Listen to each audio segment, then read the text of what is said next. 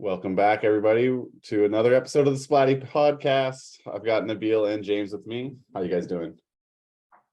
Not good. 0-3. It's been a while since I've been on the pod, and things have gotten bad. Should we just dive into that right away? Great answer. Nabil, how you doing? I'm good. I'm not 0-3, but we were just talking about this before. This is a fucking weird. Oh, whoa! I don't know if that's like the first time I ever said "fuck" on this podcast, but No, it's not. This is a weird season. And yes, I'm 2-0, but I wasn't happy about last week. I wasn't happy about the week before. I felt damn good when I was 1-0, but no, this is. I mean, overall, I'm good, but fantasy's weird, and I can't wait to hear if James has more to say about being 0-3. Fantasy is weird. For the record, Nabil's 2-1, not 2-0. Oh, thank you. All good. I gotta fact check you at some point, but yeah, we usually start with a little bit of Niners talk. Nabil, I'll give you the floor for that if you want to lead us off. Look, I tried to believe in him, and he broke my little heart. It was disappointing. I honestly think, without kind of going on, I want to give him one more week of just can you at least look like you could have been our starter this year? But I don't know. It was a disappointing game in general. That was the game that I know me and you talked about last week about we need to win and we need to win big. And we didn't do that. No. Well, it started out great with, a touchdown and 5 plays in the first drive. And then apparently once they get off of the script, Shanahan doesn't know how to call plays anymore. I don't know. It's not that Jimmy made. It's not like he had a great performance out there on the field with what the plays were called. But honestly, that's, if I'm pointing fingers anywhere, it's that. It's what was the game plan? There's nothing. Literally not that. So it was just disappointing all around. I don't. Yeah. And then that game in general, and James, I'd love to hear your feedback as well. But it's I just feel overall wrong about all my opinions of football this year, because even with look, I'll take it on the chin. Whatever is happening in Denver is atrocious. The running backs look great, and it is unfortunate that Javonte and Gordon are just gonna vulture each other, because I do think Melvin Gordon's not a terrible back. I think there are maybe teams that could use that veteran kind of presence if they have an injury to their younger player, but they're just gonna keep hurting each other's fantasy value. It's gonna be great for the team because they're able to run. But I don't know if it's Russ. I don't know if it's Russ and his rapport with his receivers. I don't know if it's Russ with his rapport with his receivers with the game plan. I don't even know if it's just the game plan or bad coaching. It's just that offense that was at least supposed to be competent looks just as bad as a Drew Lock-led offense. Right. Sorry, Hoyt. It's got to be so satisfying to be Pete Carroll and just being it was all me. And I don't like Pete Carroll, but I think I dislike Russell Wilson more. And it's a little fun to be oh, maybe he sucked the whole time. Even though he's obviously a good quarterback, it's fun to watch him struggle. It's so fun. Yeah. Yeah. No, I mean, I will say that the 49ers defense is elite. They're averaging under 13 points allowed per game as a team, and over 3 games, 7 of those points was a Seahawks block kick for a return for a touchdown. The defense for the Niners is so good. Mm-hmm. So I'm willing to give Russ a break on that. And then they did get the win. But yeah, I think you're right, James, that's the biggest takeaway is right now, at least, what a time to be Pete Carroll. Chris, the Seahawks are looking okay. Yeah. They're looking okay, but let me just I want to pump the brakes a little bit. I do agree that I think we have a great defense. I don't know if we necessarily got against the 3 best teams to make that decision, right? But we are I think we are probably continuing where we left off last season. And if that's the case, then great. But We have only played Chicago in the monsoon. Seattle, which honestly, Geno Smith does seem to be at least game managing. He's Jimmy G. And Denver, which again, we have our questions about the offense. So it's like, that's like the hard part of like, no, the Rams will be a good team to figure out how we do, but it's always a slugfest. It's to me, it's the eye test. Like the 40, like Hufanga has been incredible. He's flying to the ball. The secondary in general is just better, which was the one weak spot last year. And the D line is healthy. Like the D line is healthy, so they're better than they were on average all last year. Like Hufanga's come out of nowhere. Like, so the linebacking core is better. And it was already a very good defense. And yes, maybe they haven't been tested properly, but the eye test, the Niners defense is passing, I think, like with flying colors. So yeah, it's disappointing to be, as a Niners fan, to be sitting at 1-2. Antonio's comment in the group chat was right. It is stressful, and it is stressful being a Niners fan. Yeah, I feel like there's been like in the last 2 seasons, like multiple podcasts that have started with this exact energy of like, I don't know, do you start blaming the coach? Like, our quarterback situation is terrible. What is this team? And then the next week it's like, oh, okay, we're looking pretty good. Our offense, like this team keeps having these moments. Shanahan's a genius. And then other times we're just like, what the hell, dude? What are you doing? At some point, I'm not calling for his head by any means. Like at some point, like there's one common denominator. It's like,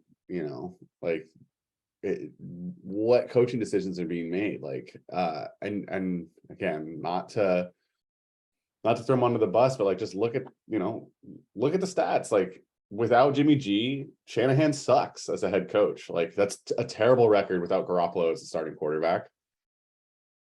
He's blown double-digit leads in 2 Super Bowls and an NFC title game because he could and he constantly is in these games against bad football teams, and we don't pull out the win. I mean, both of the losses for the 49ers, our opponents played, I would say, like mediocre football, like a C level game. Like all we had to do is bring like a B- level brand of football, and we win, and we're 3-0. Like that should be an expectation when this team was, 12 minutes away from going to the Super Bowl last year. That we're beating mediocre teams who play mediocre football. Like, is he calling the plays? Is he calling offensive plays, or are we actually indirect with our offensive coordinator? Because sometimes I always wonder, like, let's take the pressure off of maybe take a step down, find somebody who can be a head coach, keep him in the offensive. But I mean, obviously he's a talent that probably doesn't want to take a step back, and he is capable of, coaching a team. But like, I do feel like I agree with you that there's just way too much that's like, all right, like there are those moments that you watch a play in the 4th quarter against whoever's playing the Niners, and you're just like, oh no, this is that tide turn that's going to make me feel really uneasy for the next 15 minutes. Yeah. Yeah, it's like he almost gets like too caught up in the emotion of the game, and it's like, all right, like I'm gonna drop my cutesy home run play. Like, we haven't produced anything in a quarter. Just run the ball, get a first down. Yeah. So anyway, Monday Night Football against the Rams. This is the same thought I had against the Bears, but after the game, now going into the game, which is like, why was I excited for this? Like now I'm just like, I cannot believe that the 49ers are favored against the Rams in Vegas. The line opened with Rams favored by a point, and it's swung all the way to 1.5 in the Niners favor. Like I just don't get it. I don't get it. I'm not excited about Monday. I will be excited about Monday if we win, but like the entire time watching the game, I'm just gonna be just a 10 ball of stress, yeah, until it's over, because I don't trust that the Rams won't pull some old school Pete Carroll Seahawks bullshit and just like pull the game out of their ass like with a mediocre performance. Like yeah, I'm stressed. Not looking forward to it. I do think that like regardless of what we've thought about the talent of the Niners, we've always played the Rams well at home. Sure. Right? Like this is one of those that like this split, like if the Rams are shitty and we go over and we're playing the Rams, we're probably gonna lose to the Rams. Like, you know what I mean? It's like this is the matchup that I feel like home field advantage has always helped us in the NFC West against the Rams. It's a little bit different against each other team or each of the other teams, but yeah, I agree. Well, yeah. Hey, let's get into the fake football. Nabil, I'm gonna just let you have the floor again to talk about this whole mess. Oh no! In fact, why don't you share your screen, and then and walk walk us through.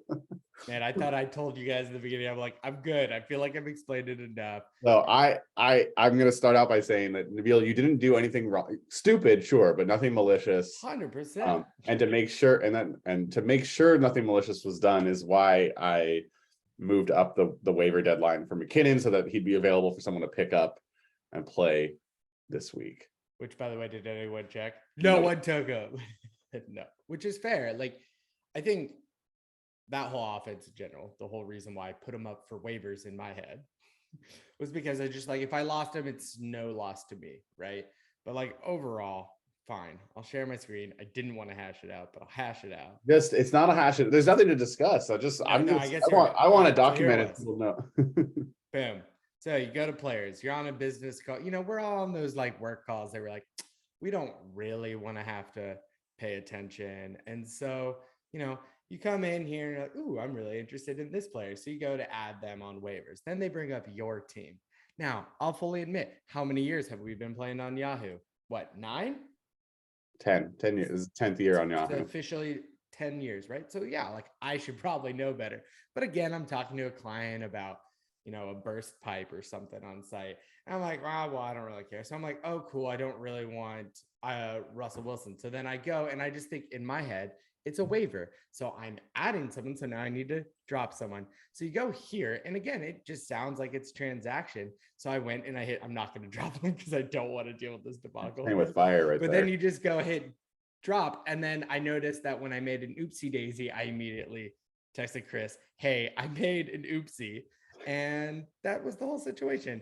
Yes, incredibly dumb. That's why I decided to make the name change to completely mock myself for the rest of the season, and I will try to not do it again. So that's my story. You know, thank you, Nabil. So wasn't great, wasn't bad. All of this bringing up my point of essentially I have learned more now about how the waiver process works as far as what my tools are as commissioner. I can actually. Oh no, it's not there. I can set any player who is on waivers onto a team. Not onto a team, but I can change their waiver date up to a week out in advance. So these are all the players who are currently on waivers. So like Irv Smith, like I could push it back, whatever. I could actually pull Cincinnati up or make them a free agent. So what I'm thinking for the future, because I did not realize I could make someone a free agent. If an oopsie daisy like this happens again, I think the correct course of action going forward for me will be, all right, I'm just going to make that player a free agent and you add them right back. So the penalty is, you know, if that player you wanted to have any sort of like keeper value for keeper status for them, like that goes away. I think maybe that's the most fair way to do it. I'll run that by the rest of the league, but I didn't realize I could just straight up make somebody a free agent. I actually thought you can add a player back. I do not have the ability to put different players on anyone's team. So for example, so I've had to do this a couple of times for unless there's a, oh shit, I can't add a player. Yeah, because I've done it for my other league. That's why I can't add players. All right. Well, yeah. So, you know, my bad. Just don't let it happen to you. Don't be Nabil. Don't be Don't be Nabil. And hey, I'm totally fine if that, like, if Gershio or Jenky has the last place trophy and I get the oopsie daisy, I'm fine having the oopsie daisy. Look, The I the know that main this was a thing. bigger. Yeah, the main thing is McKinnon is now like proper, like should have always been available for anyone else to grab, and like will now be available for anyone on Sunday morning or even this evening to scoop up and start. I think that's the only reason why it was frustrating, is just like, hey, like it's changing the game a little bit, but your waiver ad that you did, I can't remember who you claimed, but like you still dropped the player when you technically wouldn't have had to. Like you essentially operated as if that McKinnon slot was still just on your roster. So I appreciate you not like taking advantage of a mistake. Like there's no, like this is the last I'm ever going to talk about it, as long as you don't make the mistake again, Nabil. Fingers crossed. But I will also say, like, the one thing I learned in all of this too, and again, I don't know why I'm still learning some of these features in our league. It is a 2-day waiver turnaround, but I guess the reason why I've never really noticed it is like, when are you looking at the results of waivers? You're always almost looking on Wednesday morning and Saturday morning. So I guess I've never seen someone drop someone on Tuesday and have even really cared until Friday before Saturday waivers. So to me, they've always been a free agent. So I've always thought waivers have run on Wednesday and on Saturday. Yeah, So waivers run I don't know. every day, except for, well, they run Tuesday to game day. So so if someone plays that, like they're done for the week until Tuesday night, and then after that, like that's every day, but they have to have been on waivers for at least 2 days. The more you know. Yeah. Again, really sad that I'm just knowing this after having played for 10 years in multiple And leagues, like but that it's all good. spaceman always has been meme. Like that's what I'm thinking. Like if I could verbalize that, it always has been. Yeah. Yeah. Let's move on. James, we made a trade, and We made a trade. and Nabil, before we started recording, asked like, oh yeah, like, you guys been in any trade talks? And the answer still is no. I haven't been in any trade talks because I got a notification for a trade offer from James. I texted him immediately, like, this is fair. Let's do it. Allen Robinson and Chase Edmonds for Marquise Brown. James, just we haven't actually talked about like We haven't. any thought Yeah, process. similar Let's break it down. What was what was your thought process on this? similar to Nabil. I was in a class that I don't pay full attention to and I was just kind of switching through every fantasy team I'm currently managing, evaluating for trades because I was bored in class and needed to shake things up because I'm 0-3 and figured it's time to like try to package to get like a bigger name. And I think Marquise Brown could be good. He's getting like so many targets. And then when Hopkins comes back, he has less coverage. So I think this is a move for a league winner. And I think I'm on the up and up now. Hollywood's going to take me to the top of the division. I'd love to see it. I'm still rostering Marquise Brown in a couple other leagues. But I think when I got this trade offer, like my thought process was I always expected to be trading Hollywood Brown at some point during the season. Because yes, he's gonna have less coverage when Hopkins comes back. But I also just don't trust that the Cardinals are going to be very good. I also have James Conner. So I've still got some stock in them in case they do play well. But ultimately, like I need some depth. Allen Robinson, I think, is definitely a step down from Marquise, like as far as fantasy production and talent. But it shores up the running back kind of issues I have. I now have both of the Miami running backs. If you looked on their fantasy production on Thursday, can't remember which one got 10 and the other one got 10.1. So, perfectly balanced as all things should be. I'd hate to root for one of them to get injured, but from a fantasy perspective, it's like as soon as one of them does go down, like the other one's probably going to be like an instant start. So it gives me more flexibility. Robinson's immediately going to start. And then, Marquise Brown, it's like, I'm basically just taking the like might as well sell high because I don't know that it's going to get any better. But we'll see. I mean, Hopkins coming back could be a boon for him. It might be a bust. I don't know, but it just felt like I think about as clear cut of just like a 2-for-1 trade as you could get. Like there's just like I get more flexibility, you get an immediate starter. Like win-win all around. So yeah, pleasure doing business with you, James. You as well. Good luck. Yeah. We Nabil, both I'd love to need hear it. your thoughts. Yeah, I think when I first saw it, I was like, I think James won that trade. But then I kind of like really started thinking about it, and it's something I noted because I too have like I'm at 2-1, but I feel like honestly I'm more at like a 1-2, just again based on the performances that I've had during the week. And so like I have perused through different rosters and evaluated different trade opportunities, and there are people who, whether they listen to this or not, have probably received trade offers. And I really feel like this year I've changed my trade approach, right? It's no longer about like it's trying to also help the other team meet a need, right? And I think you guys both touched on it, that this is good. Like Allen Robinson hasn't really performed, but if you look, he got 5 targets last week and only caught 2. He catches 1 more. That game looks at least a little less worse, right? And there, I think that was that the one that like a touchdown pass was brought back, or maybe that was 2 weeks ago. But then, you know, Chase Edmonds, I think that running back committee is more of an issue for fantasy when you are at like, you know, a standard league or maybe a half point PPR. But Sure. with the full point, averaging 10, especially as we enter bye weeks, like, cool. That's perfect. And so now you have depth, because I think ultimately like everyone's team seems to have the right amount of depth, whether it's quantity depth or like, oh, I have really good quality depth. And I noticed that when I was trying to make trades, is like, well, this actually kind of makes it hard, because it's like, oh, you have like, or in my case, I think I have like 6 or 7 running backs. But at the time I, you know, as I dropped McKinnon or whatever, it's like a lot of them were like, I would never feel confident going into a bye week, like trying to play this guy. So I think overall, hearing your guys' points and seeing it, like, I think like if it really was just an offer that James sent without any conversation, like, awesome. That's great.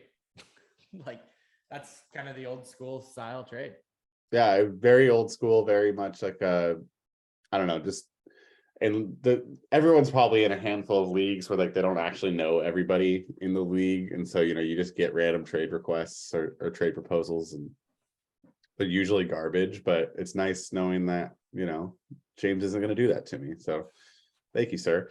One other trade happened. Nabil, you were involved with it.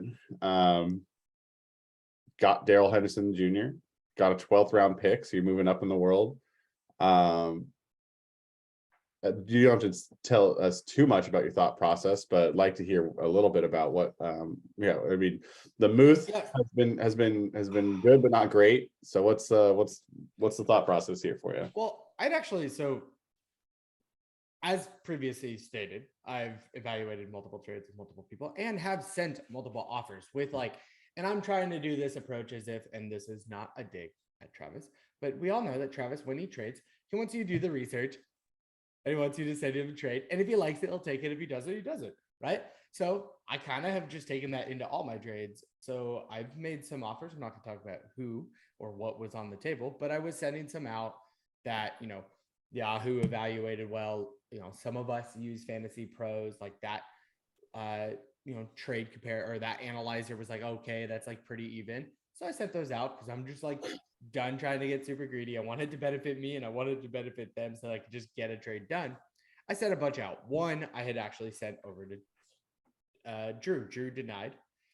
About a day later, I get a text from Mr. Chinese Nuts, and he literally says Knox plus someone for Pat Fairmuth. And Fryermuth, I love the Muth. So I was not going to do it for Docs and Knox. And pretty much I said, okay, give me a bit. Let me just do some evaluations. And I sent him a couple options, and one of them was like, look, I would like, because I knew that I still was about to get McKinnon back.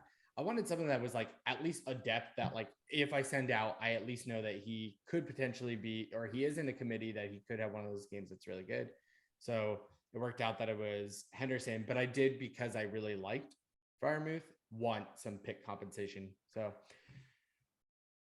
got a little bit there. I do feel like if that rookie eventually makes it in Pittsburgh, I think Freiermuth is going to be an asset. You said he's like ups and downs. I believe he maybe had 6 points last week because they just didn't use him towards the end. But like, honestly, he's a target.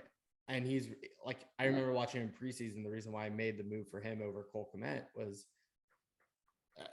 he looks quick. He's athletic. And if the rookie comes in, rookies typically lean on their tight end. So I do think like Drew's going to get an asset that's going to be great. But I feel like I picked up Conklin, and now after this trade, I picked up Njoku. And I feel like I can still have a little bit of the same upside with Freiermuth, but now with a different player. And then I picked up like a more solid and more comfortable depth at running back. Not to derail us, but I do just want to point out Chris's targeted ads for season tickets for Cal Poly football. I do have targeted ads for that. I think that's pretty funny. I am in San Luis Obispo and I'm looking at football, so I'm going to go ahead and say that that's why. Appreciate that. But the thing I was noticing on the screen is Pat Freiermuth actually just Ryan Fitzpatrick?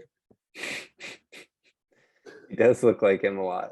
A lot, like it looks a lot like Ryan Fitzpatrick. Like I did not really realize that, but yeah, right. Like I think I mean, if Fitzpatrick wasn't like working the booth on Thursday Night Football, which like technically the Steelers have been on Sunday, 2 weeks in a row. I guess we did confirm for sure against the Browns that that's not actually Fitzpatrick playing tight end for the Steelers, since they were in the same place at the same time. But man, that guy they look a lot alike. Anyway, yeah, Cal Poly football. They don't run the triple option anymore, James. We should check them out. That's not where I wanted to go. Let's just take a look at the league. Let's see, any sort of big matchups that we want to talk about? What's up with Travis's team only being projected for 102? Do I need to make some change? Oh, Amon-Ra St. Brown. So we'll have to make that flip for him at some point. But this is obviously this is a big game, I think too, though, I think Antonio's team is probably one of the more like underperforming teams at this point. Like Dalvin Cook really not having like the explosive games despite 20 and 17 touches. Derek Carr and the Raiders just don't look that good. But with Jefferson, with Andrews, like there's a lot of good potential for Antonio. And then Travis has just kind of been a machine, this whole season. Nabil, your thoughts on the Travis Antonio matchup?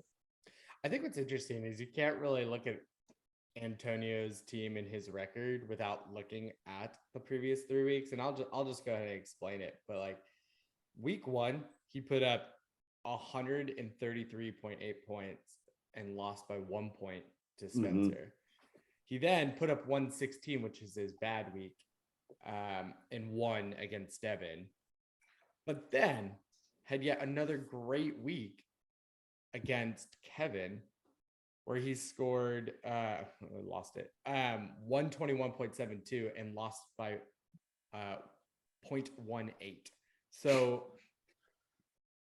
he's a great team.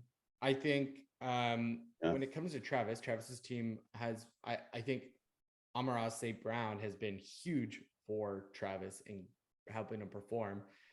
All we needed was James to maybe score a little bit over 100 to maybe give him a loss, but he's sitting there at 3-0, dealing with injuries like everyone else. We were talking about this before the pod started. Like, I don't feel comfortable trusting any projections because football has been more unpredictable this season. And when it comes to that matchup, like, yeah, I think obviously make some of those changes until he gets that mail ordered password change. But what, you throw another 12 points on his bench? I don't know if he has a projection like that, but if he does, like, okay, he's still sitting 10 points behind. And I do think Antonio's team is going to come into working order and start performing well, and we need to be fearful for that. Yeah. James, your thoughts? Yeah, it seems like, first of all, we all need to be consulting Travis for late round wide receivers. It seems like he gets like one or two every year that are just like blow up every week. Amra, Gabe Davis, Olave, I think went off for like 20 something last week against me. That's for sure going to be his keeper. 23.7. Yeah. Yeah.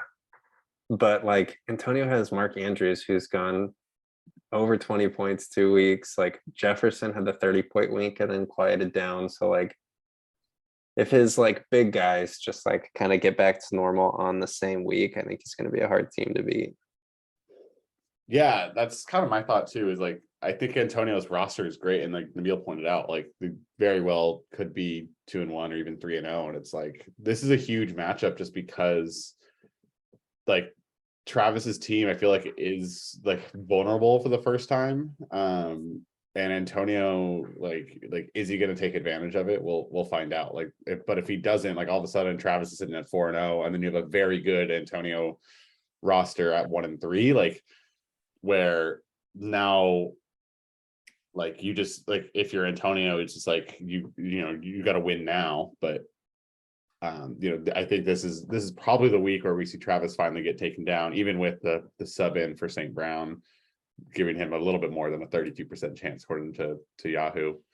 But yeah, super, like that's probably one of the more intriguing matchups for me. James, how you feeling about how you feeling? I mean, Sua goes down, that sucks. You can't catch it, but how you feeling about your chance against Drew? Just fine.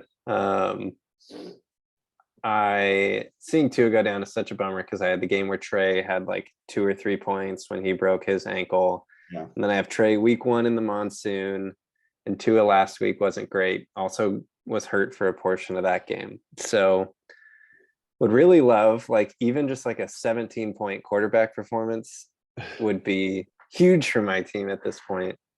But I just kind of need like a ton of catches and like a McCaffrey game, just like anyone on my team who is like a boom guy to like have that 40-point game. Right. Because that would be half of how many points they scored as a team last week. And so we're needing someone to catch fire.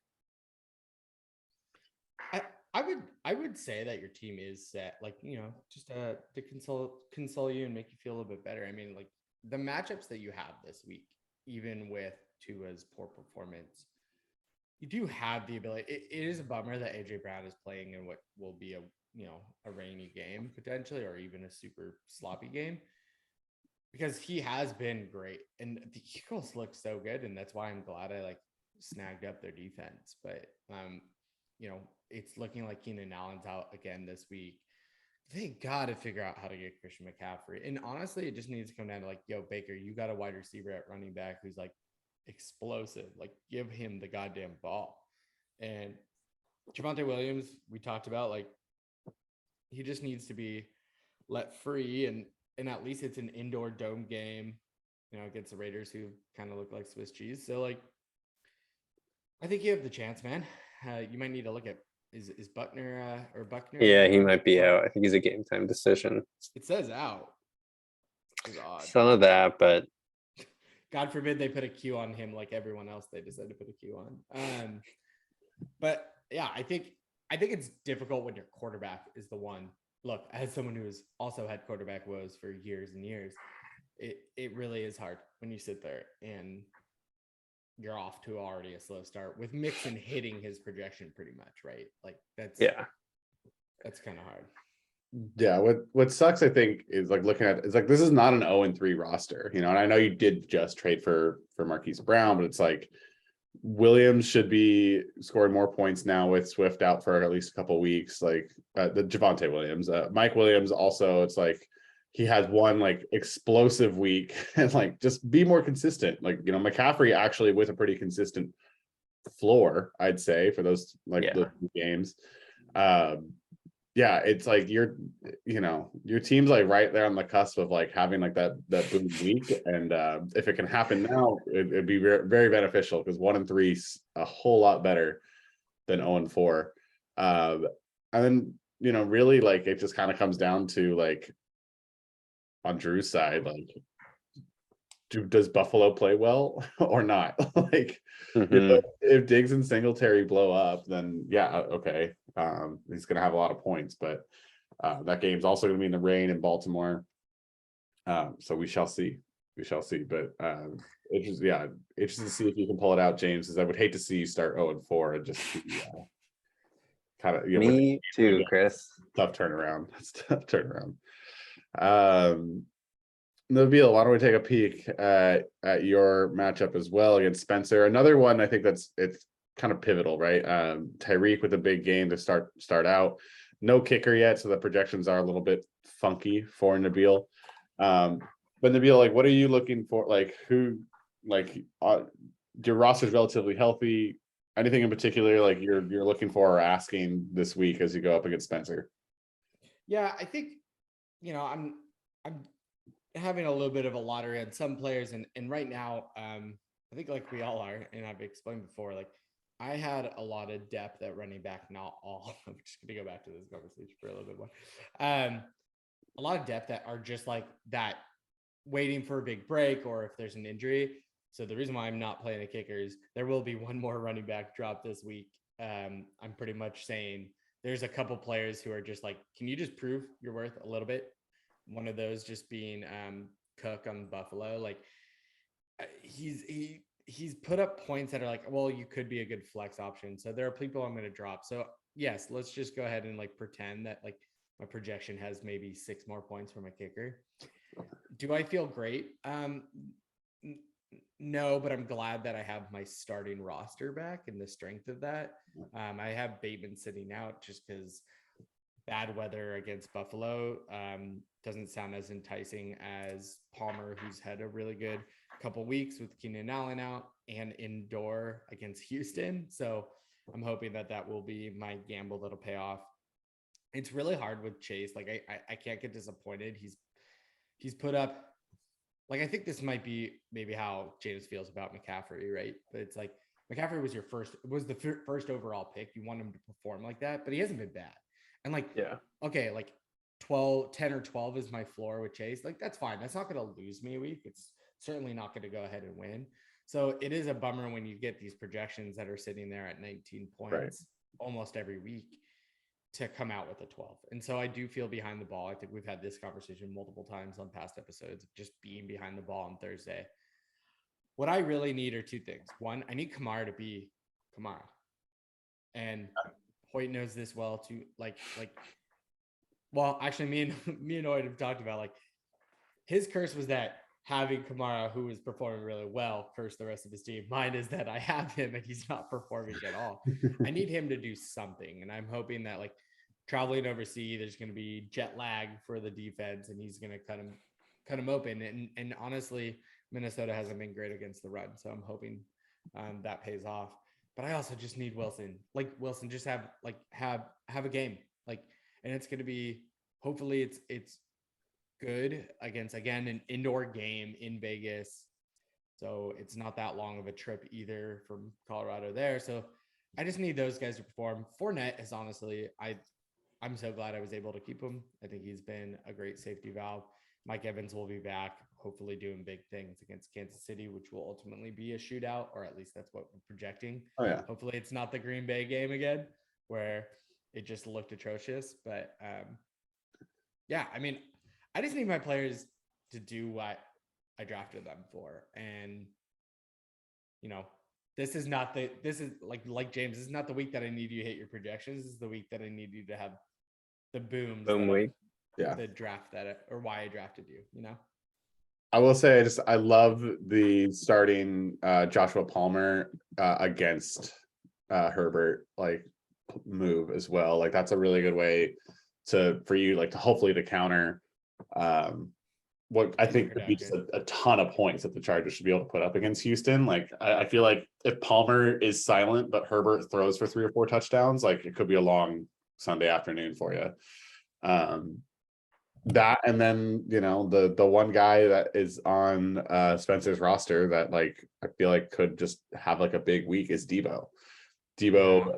Has always been chirping with the Rams. Like this is the game where we just feed Debo.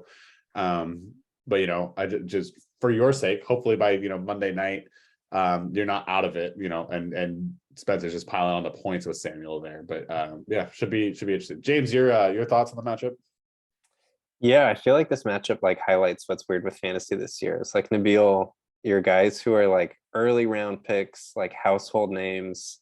Every fantasy expert is like, yeah, Jamar Chase, like top 3 wide receiver, Kamara, like top 10 running back, Mike Evans, huge, like Fournette's looking good, versus like AJ Dillon, Garrett Wilson, Cordell Patterson, like late round guys, like they're all putting up like 20, 25 plus points like consistently versus these guys that you're like, oh, they're like banged up, they got ejected, like crazy weather. So like, is this the week that I'm praying like things go back to normal, aka the players I want to do good, and or is it like a continue of just like it's different than we expected? Yeah, and it's like looking at Spencer's roster, I guess I didn't really think about that. That's actually gonna be a lot of fun because I'm done on Sunday. So hopefully I mean, as much as I want it to be really enjoyable and just like have a 20-point lead over Spencer on Monday so that we can both have a close fantasy game, which just makes it exciting. It's why we play. But also, it's going to be so frustrating because if that's how the Niners win is Debo going off and I have to lose in fantasy, like, I don't know. It could be win-win. It could just be annoying, but I didn't even really notice that. Like, you're right. Other than Palmer sitting on my roster and maybe I just like swap Bateman in for this conversation, it's like, cool. Mine are like, yeah, fantasy analysts were like hyping them up in the beginning of the year, still talking about them versus like a lot of, whether it's gadget players like Samuel and Patterson, AJ Dillon, who's been getting more touches than Aaron Jones. Like, yeah, it should be an interesting one. I'm like, don't actually need to get too much into this matchup because I don't know. I don't feel great going in, but I also think that there's a lot of potential for this to be one of those weeks that I put up the scores of how I felt my team is going to be week 1, Mm-hmm. So last week, the only player left was Kittle on Sunday night for me versus Rocha, and he needed 19 and change to beat me. And like, you bet your ass I was rooting for that. I was like, I would love to see Kittle score 20, 25 fantasy points. Like, that sounds like a winning formula for Niners football. And we don't have to rehash that whole story, but yeah, it was not a fun way to watch my team close out the win. So hopefully for you, Nabil, going into Monday, if you're going to get the win, you're up by like 40. So even a 30-point game from Debo isn't going to make you sad. Let's take a look. I do want to talk about Kevin's team and his matchup with Rocha. I feel like this is the first time Waddle's disappointed all season. I mean, 15s and 17s are right kind of in line with projection. But James, any thoughts on the Kevin versus Rocha match? Yeah, Kevin's team just is, I don't know. I feel like it's really scary because like Josh Allen is like, his floor seems like it's like 30 points, which is just crazy. Like him and Jalen Hurts just feel like if you have them, you're at least 2-1. Devontae Adams could go off. Like Waddle's like, that hurts, but like he still has Jonathan Taylor. He still has like Pitts who could go off at any second. Kirk's looked great. Like top to bottom, I'm like, yeah, if that person was on my team, I'd be pretty confident in starting them. Versus like Najee's looked pretty rough. Who knows what Kittle's going to look like? He hasn't really done anything yet. Like Gibson, you never know. Like they've got a few running backs in the room. So maybe it's because Kevin's just already scored so many points, but I'm like, I feel like the stars have to align for Rocha. Yeah, I'd almost like counter that only because, and I hate to be like, any kind of form of a weather expert or pretend that that actually means anything to fantasy sometimes, but it's got to feel a little bit better that you got, like a slugfest in sloppy weather for, Allen. And then you have, who knows what's going on in Florida for Sanders, who is underperformed, I would say. And then, Christian Kirk in that same game, like if the weather's as bad as it could be, it might be one of those games similar to that Chicago Niner game that you're just not going to throw the ball. And that's where, like, not that like you can really bank on any of that.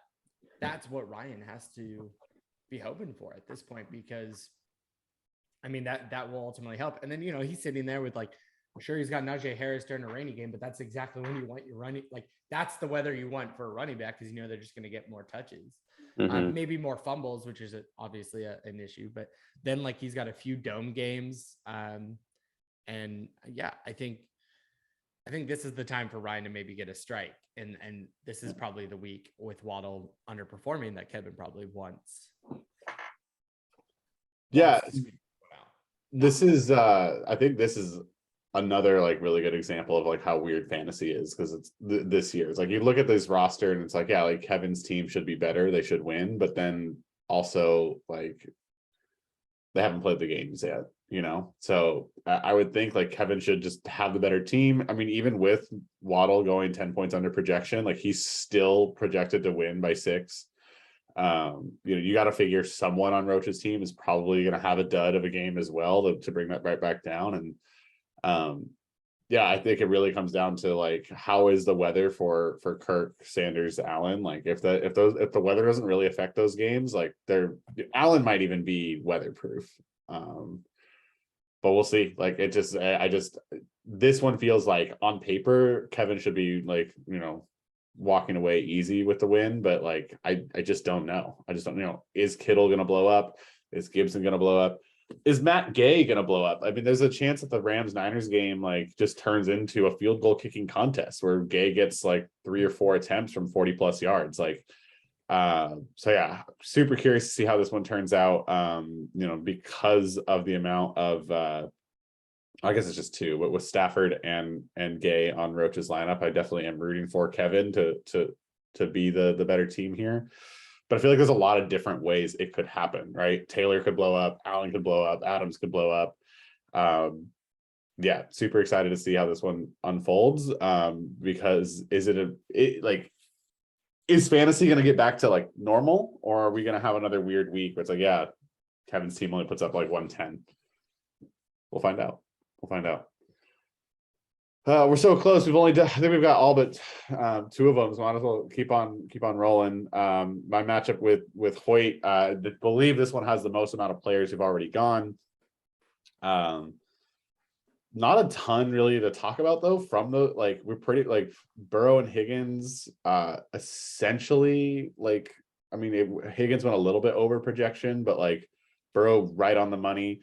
Boyd a little bit under projection, McPherson right on the money. Like not much has changed based on the projections.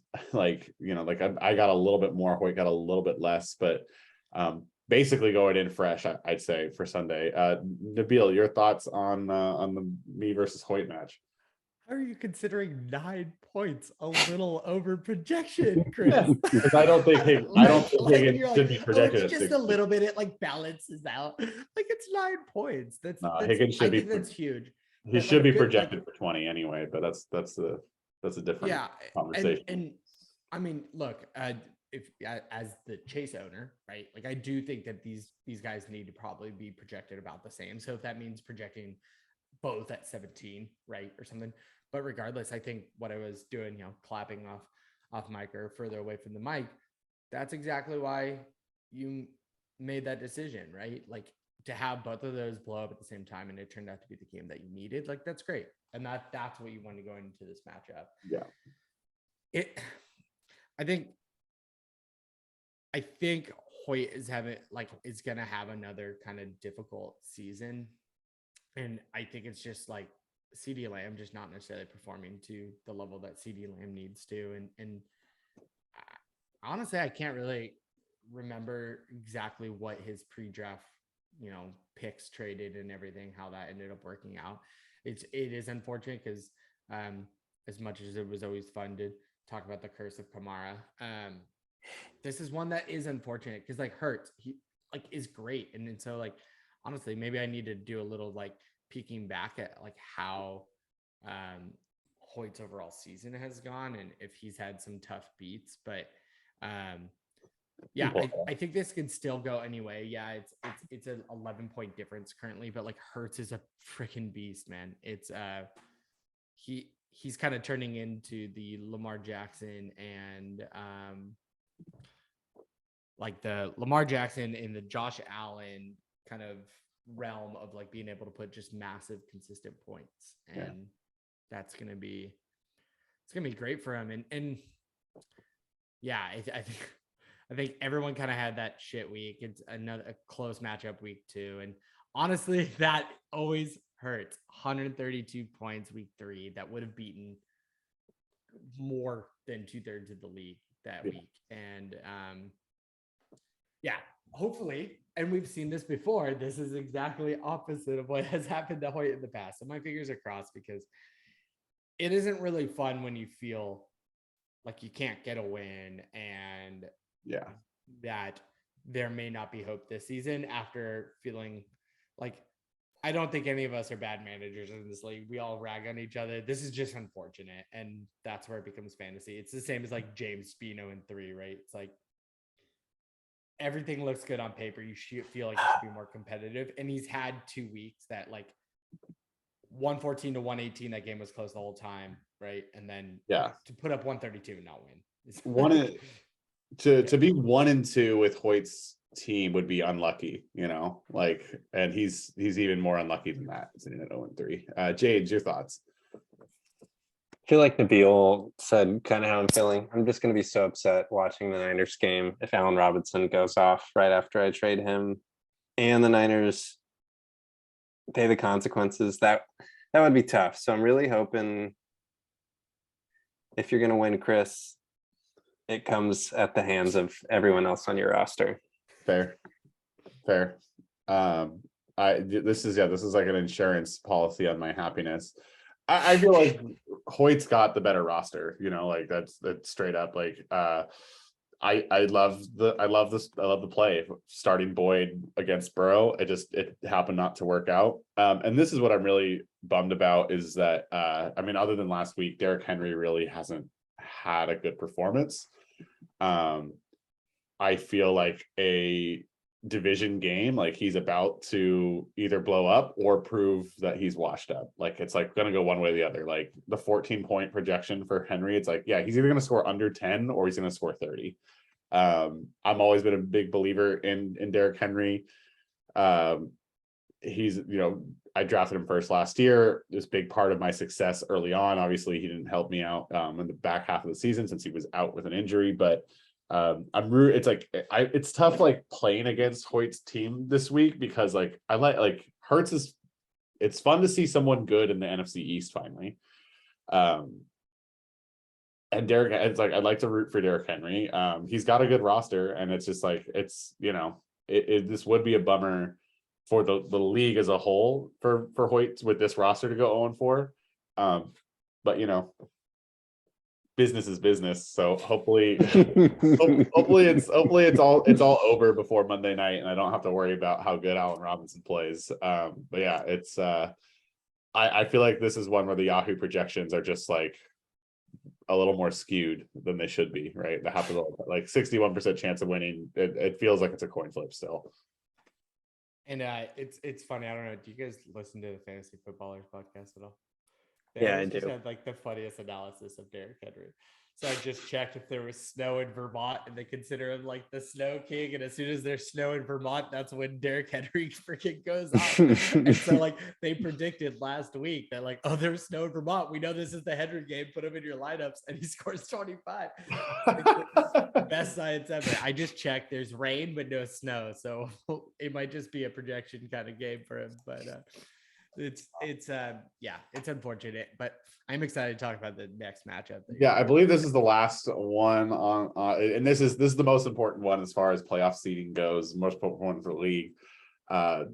Devin and Hunter probably with the two, I mean, maybe not. We can't say the two best rosters, but two of the strongest rosters so far.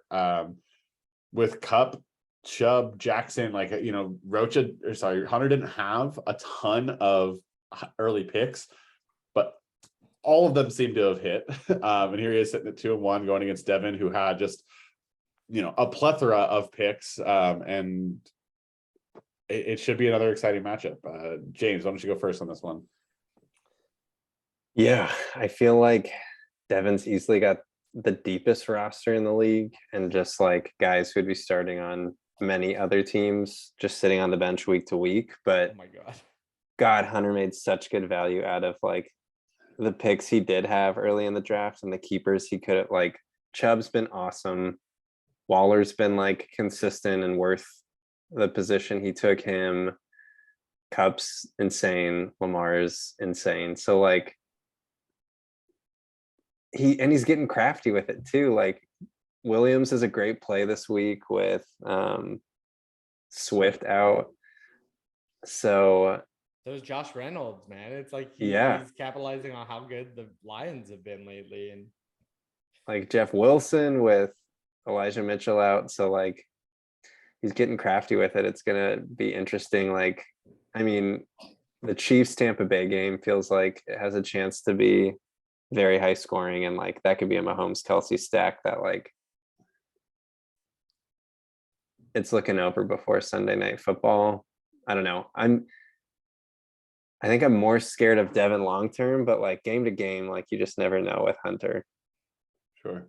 Yeah. Nabil, about you? Yeah, couldn't hit it more on the nose. Like I didn't even realize Devin's bench. Devin could literally make a whole new team off of this. And like honestly, like I'm willing to bet that like his bench will beat. Oh well, damn! Michael Thomas is injured. I was about to say his bench could potentially beat like a starting roster of like just me skill players. Yeah, like it's wild, and like good for Devin, right? Like I feel like Devin for a long time is like kind of like more under the radar on like in our league as far as like I feel like he's a middle of the pack kind of guy. He's a McLaren, like if anyone's an F1 fan, like he sits there middle of the pack, not quite a Mercedes, but like he'll get into playoffs. And I think this roster more than ever, like just gives him such an immense amount of depth.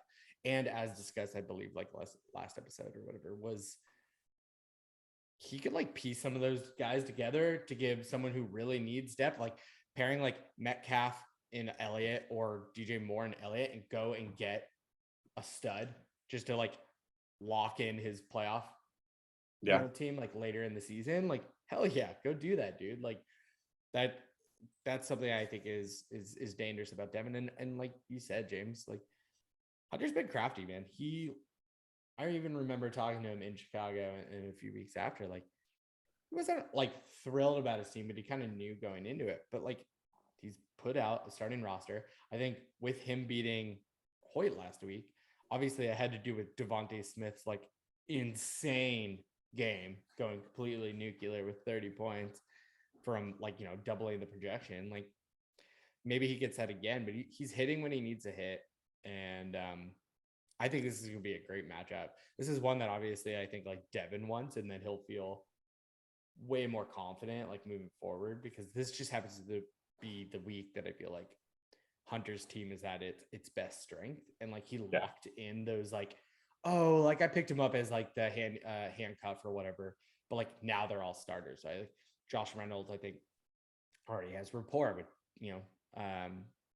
Jeff, whatever his name is, from when he was with the Rams. What is the quarterback's name? Why am I Jeff?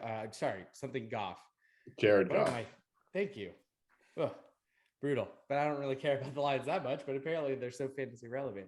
But like like there's all that connection. And Jamal Williams, like I love him as a character and I love him as a player. And so like Hunter's got a solid team, and he's got a solid team this week. And so I'm excited to watch this one because I think all of them can go off. And it's going to be that Cup game. It just feels like that Cup game. One of those. Yeah, it's Devin's roster is like, it would be an amazing best ball roster, right? Like the Mhm. problem is he has to make decisions about who to start. Like, but the decisions are like, okay, I guess I'll sit Ezekiel Elliott. Like, wow, all right. Like if you're choosing that, like it's like good for you. Yeah, and Hunter's just kind of nailed it on everything. This is gonna be another really fun one. It's probably gonna be one of many that come down to Monday night. I think James, you kind of hit it. Like the Mahomes Kelsey stack is gonna be big on Sunday night.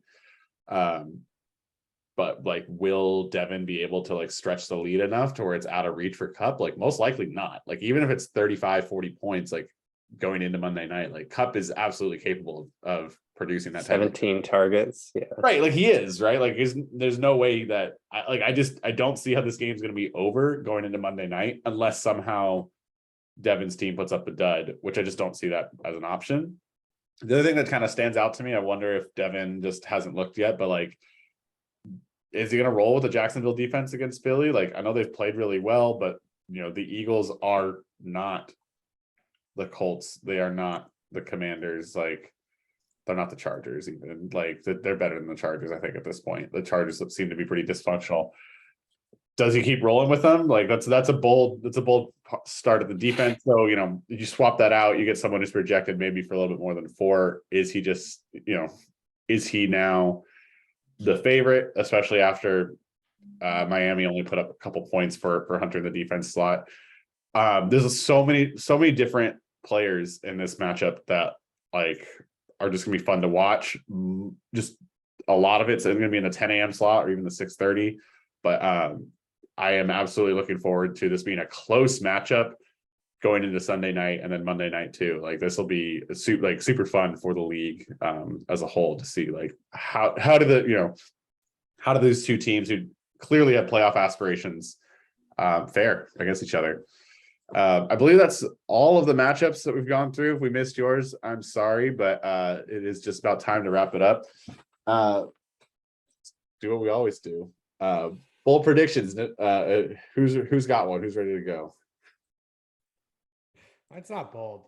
Mine's just They're never I'm bold. sorry, but hold up. I've made a couple good bold ones. Like last week was a good bold one. I just got it wrong. I want to say that's why I'm saying this is not even attempting to try to be bold. I will not be angry and will not be super upset with Jimmy G this week. That is my prediction. I'm gonna try to go in with an open heart, and I will not have to feel like I need to blame the loss on him. I feel personally attacked. Such a sad goal. Yeah, come on, man. Come on, That's what I got. James. Bold prediction is Allen Robinson and Hollywood Brown both put over 20 points, and we're just both happy with the trade and both walk out with a win. Love it. I love that. I'm gonna go.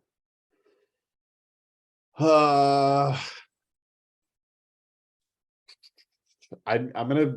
This is I'm shot in the dark because I'm not gonna pick out any one team, but somebody's going over 200 this week. There were too many rosters. Just looking at those matchups, where it's like there's too many rosters. Hunter, Kevin, Devin, that were just like they're stacked. How have they not had like a huge week? Travis as well. Somebody in Splatty's getting the double century mark, a 200 burger. I don't know who, but it's coming this week. It feels like there's been too many bad scores, and we're gonna basically just correct to the mean. Someone's going off. Who? I don't know, but someone's going for 200. All right, I'll add to that. I think let's go 2/3 over 120. 2/3 of the league over 120. We need like some return to freaking normalcy, man. Yeah. Like, yeah, this is. I was like just peeking through all the weeks. This is not normal for a full point PPR league. No, like that's what's wild. So Go even bolder. I'm gonna break 100 this week. We love to see it. We love to see it. I would love to see it. That's all the time we have. Nabil, any final words before we sign off? Nah, peace out. Good luck in week 4, y'all. Yeah, James, how about you? Hug your quarterbacks tightly. Well said. have a good Well said. night. Thanks, everybody. We'll see you next time.